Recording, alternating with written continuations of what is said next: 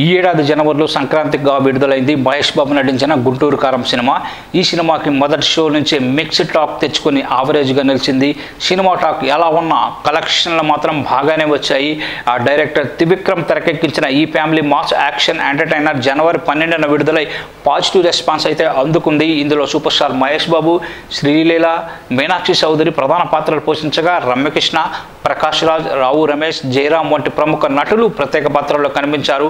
అమ్మ సెంటిమెంట్తో సినిమాను తెరకెక్కించారు. అన్ని వర్గాల ప్రేక్షకుల్ని ఈ సినిమా అయితే ఆకట్టుకుంది. పాటల గురించి ఇక చెప్పనే అక్కర్లేదు. తమన్ అందించిన మ్యూజిక్ శ్రోతలను విశేషంగా ఆకట్టుకుంది. ఈ మూవీలోని కుర్చీ మడతబెట్టి పాటకు వచ్చిన రెస్పాన్స్ అయితే మనం ఎంత తక్కువ చెప్పుకున్నా తక్కువే. ఇందులో కుర్చీ మడతబెట్టి సాంగ్ని చార్ట్ బాస్టర్గా తమన్ అందించాడనే చెప్పాలి. ఈ సినిమాలో సెన్సేషనల్ హిట్ సాంగ్ ఏదన్నా ఉందంటే అది కుర్చీ మడతపెట్టి సాంగ్ అనే చెప్పుకోవాలి. అంటే కుర్చీ మడతపెట్టి అని చెప్పాలి. మరి ఈ సాంగ్ మన దక్షిణాదిలో చాలా రికార్డులను సెట్ చేసేసింది.